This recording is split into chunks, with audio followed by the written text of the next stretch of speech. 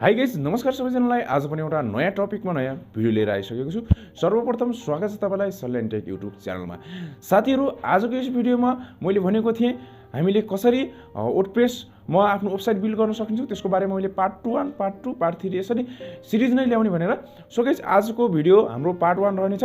Simply हामीले part 1 मा वर्डप्रेसमा website बनाउनको लागि हामीलाई सिम्पली डोमेन र होस्टिङ आवश्यकता पर्दछ र हामीले डोमेन होस्टिङ बाई गरेर हामीले वर्डप्रेस इन्स्टल गर्नेछौँ र वर्डप्रेस इन्स्टल गरेर र तपाईलाई यहाँ वर्डप्रेस इन्स्टल चाहिँ गरेर म तपाईलाई देखाउनेछु र भिडियोलाई अन्त्यसम्म हेर्नु होला। यदि तपाईँ आफ्नो वर्डप्रेस साइटमा आफ्नो वेबसाइट बनाउन चाहनुहुन्छ भने यो भिडियो तपाईलाई धेरै नै इम्पोर्टेन्ट रहनेछ।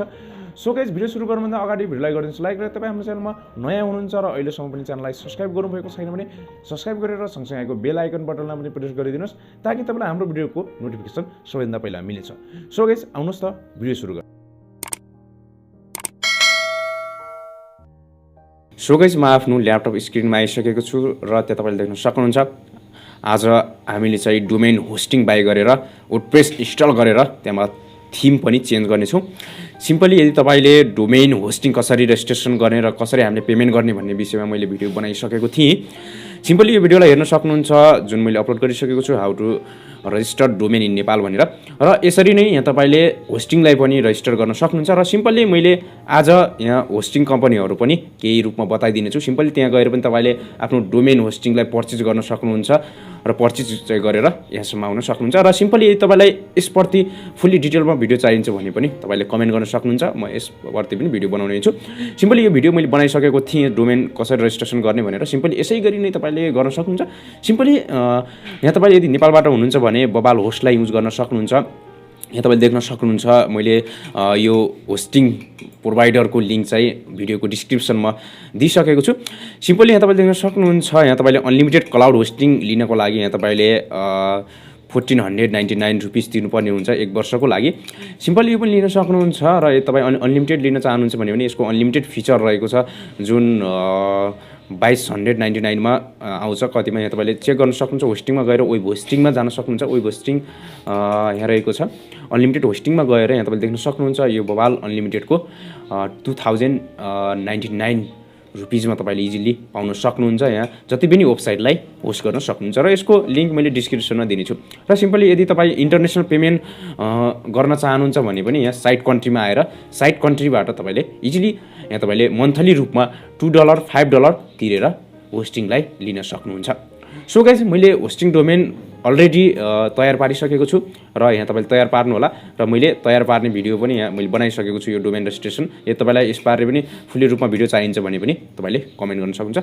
सिम्पली वर्डप्रेस इन्स्टलको लागि म जान्छु मेरो साइट कन्ट्रीको होस्टिङमा। सिम्पली गइसकेपछि एक्सेस कन्ट्रोल प्यानलमा जान्छु र लगइन टु कन्ट्रोल प्यानलमा जान्छु र यदि तपाईँ बबाल होस्टमा हुनुहुन्छ भने पनि यहाँ तपाईँले बबाल होस्टमा जानु होला र बबाल होस्टमा गइसकेपछि यहाँ तपाईँलाई सर्भिसमा जानु होला। सर्भिसमा गइसकेपछि यहाँ तपाईँले लिएको होस्टिङमा जानु होला। होस्टिङमा गइसकेपछि यहाँ तपाईँले देख्न सक्नुहुन्छ लगइन टु सी प्यानल यहाँनिर अप्सन रहन्छ। यसरी जानुभयो भने यहाँ क्लिक गर्नुभयो भने यो सिधै लगइन टु सी प्यानलमा हुन्छ। यहाँ तपाईँले देख्न सक्नुहुन्छ यो साइट कन्ट्रीको कन्ट्रोल प्यानल हो भने यो बबाल होस्टको कन्ट्रोल प्यानल हो र यो कन्ट्रोल प्यानल लगभग सेम टु सेम हुन्छ र म तपाईँलाई देखाउँछु साइट कन्ट्रीको। सिम्पली साइट कन्ट्रीमा गइसकेपछि यहाँ तपाईँले तलतिर सार्नुभयो भने यहाँ वर्डप्रेसको अप्सन आउँछ गाइज। यहाँनिर देख्न सक्नुहुन्छ वर्डप्रेसको अप्सन आउँछ। यहाँ पनि तपाईँले सी प्यानलमा जानुभयो भने यो बबाल होस्टको यहाँ पनि वर्डप्रेसको अप्सन हुन्छ। यहाँ तपाईँले देख्न सक्नुहुन्छ। म गएँ साइट कन्ट्री गइसकेपछि यहाँ तपाईँले क्लिक गर्नु होला। वर्डप्रेसमा क्लिक गरिसकेपछि यहाँ तपाईँले देख्न सक्नुहुन्छ हाम्रो खुल्दैछ वर्डप्रेसको डेसबोर्ड।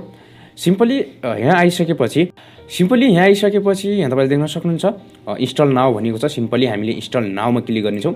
इन्स्टल नाउमा क्लिक गरिसकेपछि यहाँ तपाईँले देख्न सक्नुहुन्छ हामीले डोमेन चुज गर्नुपर्ने हुन्छ।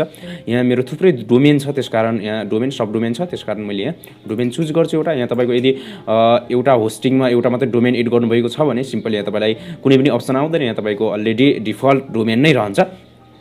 सिम्पली यहाँ तपाईँले देख्न सक्नुहुन्छ एडमिन युजर नेम रहेको छ। सिम्पली यसलाई एडमिन राख्न सक्नुहुन्छ र पासवर्ड यसलाई पनि राख्न सक्नुहुन्छ। यहाँ तपाईँले कपी गरेर अन्य ठाउँमा पेस्ट गर्न सक्नुहुन्छ जो तपाईँलाई फ्युचरमा चाहिन्छ।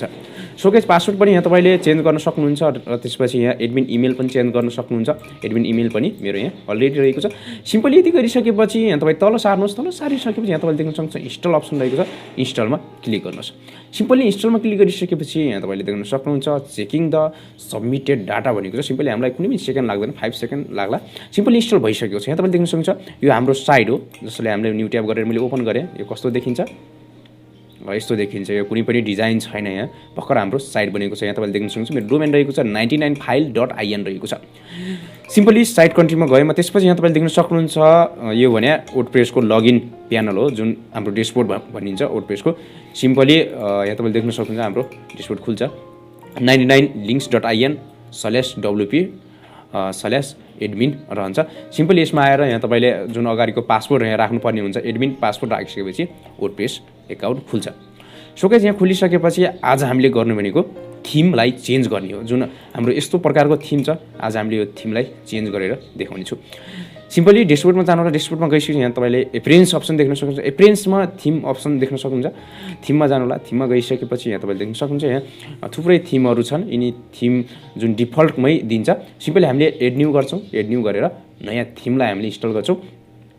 सिम्पली आज हामीले जनरेट प्रेस थीम इन्स्टल गर्छौँ। अहिले तल सार्नुभयो भने यहाँ तपाईँले देख्न सक्नुहुन्छ यो जनरेट प्रेस थीम। यहाँ तपाईँले सर्च गर्न पनि सक्नुहुन्छ। यहाँ माथिबाट अप्सन रहन्छ सर्च पनि गर्न सक्नुहुन्छ र आफ्नो हिसाबले तपाईँले कुनै पनि थीमलाई आफ्नो हिसाब कुन तरिकाको बनाउँदै हुनुहुन्छ त्यो तरिकाले आफ्नो थीमलाई चुज गर्न सक्नुहुन्छ। त्यसैले आज हामीले जनरेट प्रेस थीमलाई इन्स्टल गरेँ। इन्स्टलमा क्लिक गर्नुहोस्। इन्स्टलमा क्लिक गरिसकेपछि यहाँ तपाईँले देख्न सक्नुहुन्छ इन्स्टलेसन प्रोसेस भइसकेको छ र एकछिनमा हामीलाई एक्टिभ अप्सन दिनेछ अहिले। सिम्पली यहाँ तपाईँले देख्नुहुन्छ एक्टिभमा क्लिक गर्नुहोस्। एक्टिभमा क्लिक गरिसकेपछि यहाँ तपाईँको जनरेट प्रेस एक्टिभ भइसकेको छ। सिम्पली अगाडिको ब्लग यस्तो छ भनेपछि हाम्रो साइड यस्तो छ भने चाहिँ सिम्पली रिफ्रेस गरौँ। रिफ्रेस गरिसकेपछि यहाँ तपाईँले केही चेन्जेस देख्न सक्नुहुन्छ। अझ यसमा थुप्रै डिजाइनहरू गर्न बाँकी छ। यहाँ तपाईँले देख्न सक्नुहुन्छ यो फुटर सेक्सन हो, यो चाहिँ हेडर सेक्सन हो। यहाँनिर हाम्रो पोस्टहरू चाहिँ देखाउनुपर्छ, हामीले आर्टिकलहरू लेख्नुपर्छ, धेरै कुराहरू बाँकी नै छ। र आजको लागि यति नै। सो गाइस यो भिडियो तपाईँलाई कस्तो लाग्यो? आई होप कि भिडियो तपाईँलाई धेरै नै हेल्पफुल लाग्यो होला। यदि हेल्पफुल लाग्यो भने भिडियो गरिदिनुहोस् लाइक गरेर। तपाईँ हाम्रो च्यानलमा नयाँ हुनुहुन्छ र अहिलेसम्म च्यानललाई सब्सक्राइब गर्नुभएको छैन भने सब्सक्राइब गरेर सँगसँगै आएको बेल आइकन बटनलाई पनि प्रेस गरिदिनुहोस् ताकि तपाईँलाई हाम्रो भिडियोको नोटिफिकेसन सबैभन्दा पहिला मिल्नेछ। सो गाइस म अर्को भिडियोमा आउने नै छु। तपाईँसम्मका लागि जय नेपाल।